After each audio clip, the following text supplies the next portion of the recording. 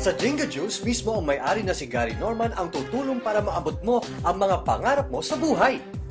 Ang 10 years expertise niya sa sales and leadership kung saan siya nagtagumpay. Libre niya itong ituturo sa lahat. Isa to sa bunga ng pagsisikap ko at bilang pasalamat, papunta na rin ako sa inyo para matulungan ho kayo. Nga pala yung dinadala kong sakyan pag pupunta ako sa ibang lugar, lalo dito sa Luzon. Ako ho, dating simple tao lang, pero ang dinadrive ko kong coffee ngayon bilang na bilang ko dito sa Pilipinas. So, nakaka-overwhelm ko. Ang maganda dito sa Jinga Juice, alam ko lahat ng pangangailangan nila, kaya pinaganda ho namin ng todo yung sistema ho ng negosyo, pati yung produkto ho namin. Maraming karamdaman ang nalunasan ng Power Health Drink na ito. Meron kasing dalawang superfoods, ang wheatgrass at guyabano, na nagbibigay ng maraming health benefits sa katawan at cancer fighter pa. Sa ganda ng produkto, pumapatok ngayon ang Jinga Juice sa buong bansa.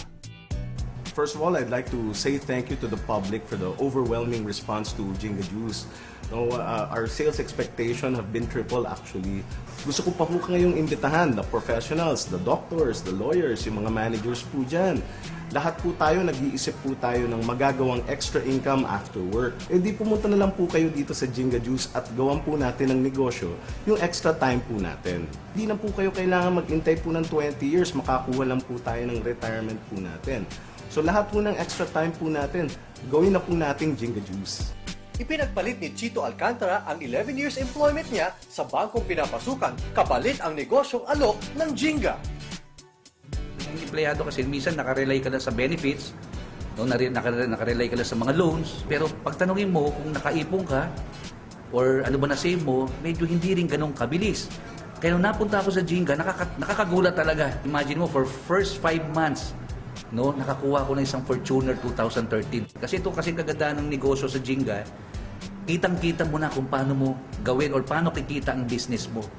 Stress at lugi ang inabot ng Muslim brother nating si Doc Khairadon Ali na isang optometrist. Sa dami ng business na kanyang itinayo sa Mindanao, lahat na lugi. Pero nang pasukin niya ang Jinga Juice business, dito unti-unti siyang nakabangon. Lahat po yun hindi naging successful. Malaki yung ambition ko mga pangarap ko .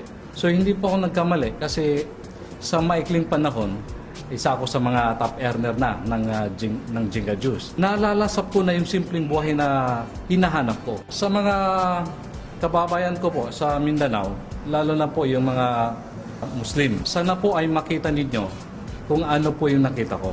Na ubakalo-kalo na mabagwe.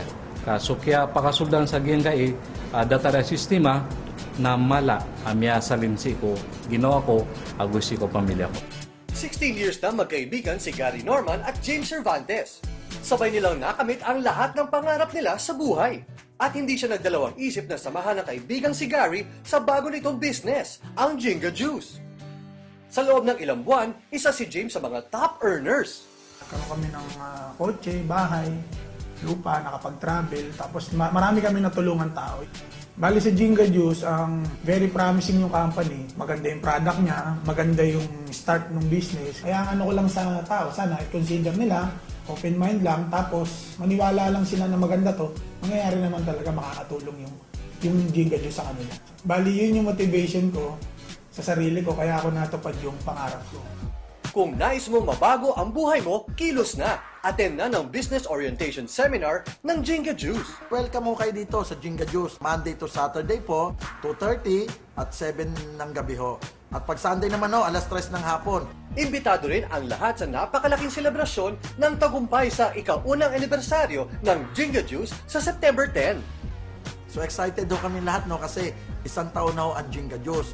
So ito po ay gagawin namin ang first year anniversary namin dito po sa may SMX Convention Center. September 10, alas 5 ho ng hapon.